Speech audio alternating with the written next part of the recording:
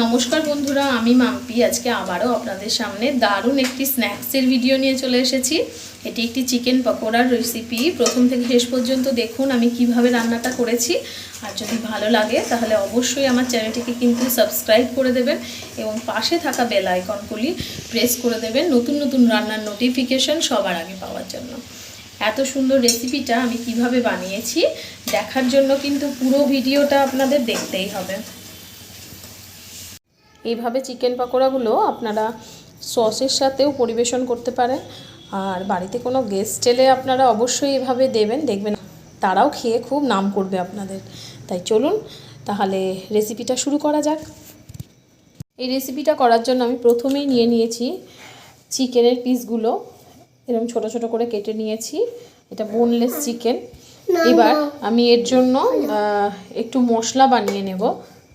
মশলার জন্য নিয়েছি আমি আদা, রসুন আর দুটো কাঁচা লঙ্কা, একসাথে আমি একটা পেস্ট বানিয়ে নেব। মশলার পেস্টটা আমি বানিয়ে নিয়েছি। এবার এর ভেতরে আমি দিয়ে দিচ্ছি 1 চামচ মতো ভিনিগার, সাথে দেব যে মশলার পেস্টটা বানিয়েছি সেই মশলার পেস্টটা। সমস্ত মশলার পেস্টটা দিয়ে আমি ভালো করে ম্যারিনেট করে রেখে দেব প্রায় 20 মিনিটের জন্য। 20 মিনিট পর আবার আমি ফিরে আসছি। 15 মিনিট ম্যারিনেট করে রাখা হয়ে গেছে। এবারে এর ভেতরে আমি অ্যাড করব একটু শুকনো লঙ্কার গুঁড়ো, সাথে দিয়ে দিচ্ছি পরিমাণ মতো অল্প করে এখন লবণ, দিয়ে আবারও একটু মেখে নেব।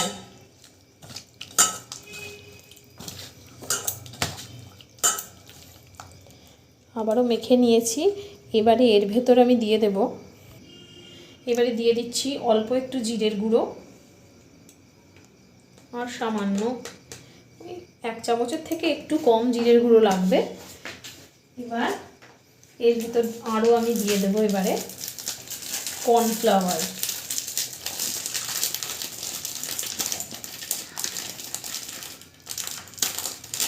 কর্নফ্লাওয়ারটা এখন অল্প করে আমি দেব। কর্নফ্লাওয়ারটা দিয়ে একটু ভালো করে মেখে নেব আস্তে আস্তে।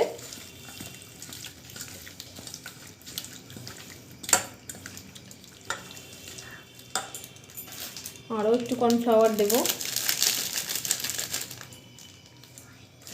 আবারও মেখে নেব।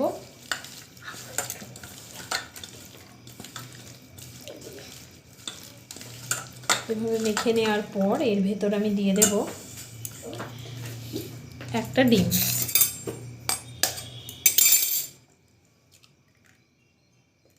একটা ডিম দিয়েও আমি আবারও ভালো করে মেখে নিচ্ছি।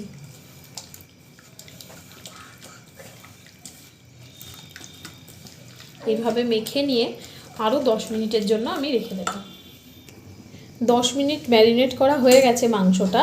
এবার 10 মিনিট পর কড়াইতে একটু সাদা তেল গরম হতে দিয়েছি, তেলটা গরমও হয়ে গেছে। এবার একে একে আমি এই মাংসের টুকরোগুলো প্রথমে ভেজে নেব। এইভাবে একটা চামচের সাহায্যে দেব।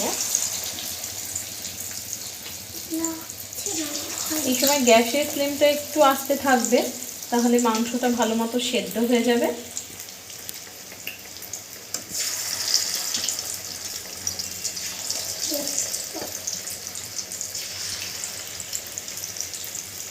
এইভাবে সমস্ত মাংসগুলো এপিট ওপিট করে একটু ভেজে নেব।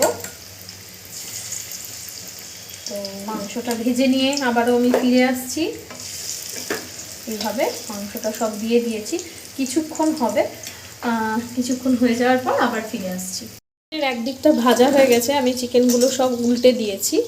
এবার এই যে ব্যাটারটা আমার কাছে থেকে গেছে, এর ভেতরে আমি বেশ কিছুটা পরিমাণ কর্নফ্লাওয়ার আবারও দিয়ে দেব। কারণ চিকেন পকোড়া ভাজতে গেলে 2-3 কোটিং না দিলে পকোড়াগুলো একটু মোটা মোটাও হয় না, আর মাংসটাও ঠিক করে সেদ্ধ হয় না। সেই জন্য একটু বেশ পরিমাণ আমি দিয়ে দিলাম এখানে কর্নফ্লাওয়ার, সাথে দিয়ে দেবো একটু লবণ, পরিমাণ মতো একটু লবণ দিয়ে দিলাম। আর দিয়ে দেব সাথে একটা ডিম। ডিমটা দেওয়ার পর খুব ভালো করে ব্যাটারটা আমি মিশিয়ে নেব। আপনারা চাইলে হাত দিয়েও মিশিয়ে নিতে পারেন। আমি এভাবে চামচের সাহায্যে আস্তে আস্তে ঘুরিয়ে ব্যাটারটা খুব ভালো করে মিশিয়ে নেব। এইভাবে ভালো করে ফেটিয়ে নিতে হবে যাতে একটু বাবলসগুলো না থাকে। এই যে এরকমভাবে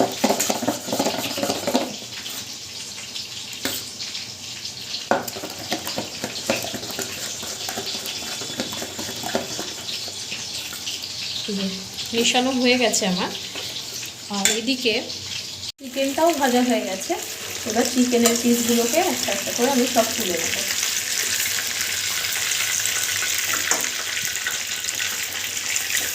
চিকেনের পিসগুলো তুলে নিচ্ছি। এভাবে আগে একটু ভেজে নিলে চিকেনটা একটু সেদ্ধ হয় ভালো, চিকেনের ভেতর মশলাগুলো খুব ভালোভাবে ঢুকে যায়।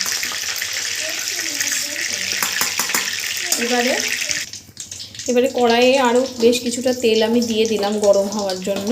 তেলটা একটু গরম হোক। এই ব্যাটারটার ভেতর, ব্যাটারটা যে আমি বানিয়েছি কর্নফ্লাওয়ার আর ডিমের, সেই ব্যাটারটার ভেতরে আমি একটা একটা করে এই চিকেনের ভাজা পিসগুলো দেব। এভাবে দেওয়ার পর আমি গরম তেলে খুব ভালো করে আবারও ভেজে নেব। এভাবে সমস্ত পিসগুলো আমি এই ব্যাটারটার ভেতর দিয়ে দিচ্ছি। ভীষণ গরম, অল্প অল্প করে এভাবে দিয়ে দেব। তেলটাও এদিকে গরম হয়ে গেছে। এবার তেলের ভেতর আবারও আমি একটা করে চিকেনের পিস তুলব এভাবে, আর দিয়ে দেব একটু ব্যাটার সমেত।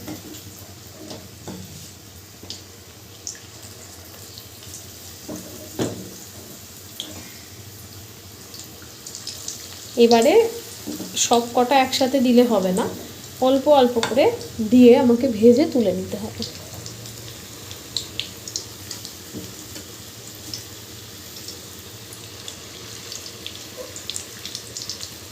এভাবে দিয়ে দিয়েছি। আরও একটা পিস আমি দিয়ে দেব।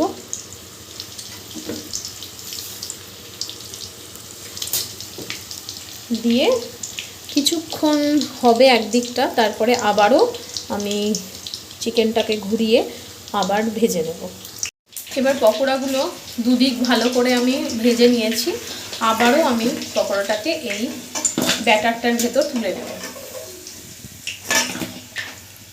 দিয়ে আমাকে আর এক কোটিং এভাবেই ভেজে নিতে হবে। এভাবে তুলে নিয়েছি ব্যাটারটার ভেতর। আবারও আমি ভালো করে ব্যাটারটা লাগিয়ে নেব সমস্তটা। এভাবে ভালো করে লাগিয়ে নিয়েছি সব দিকে। এবারে আমি লাস্ট বারের জন্য পকোড়াটাকে ভেজে নেব।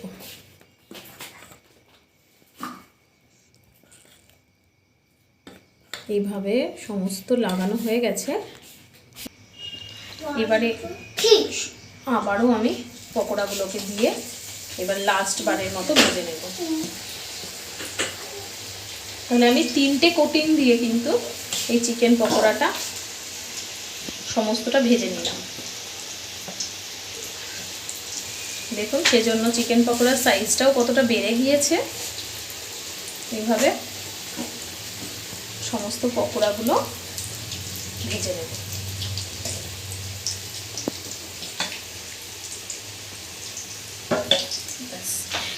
এভাবে একদিকটা হয়ে গেলে আবারও আমি উল্টে নেব, আর উল্টে নিলেই রেডি হয়ে যাবে আমার এই দারুণ টেস্টি চিকেন পকোড়ার রেসিপি।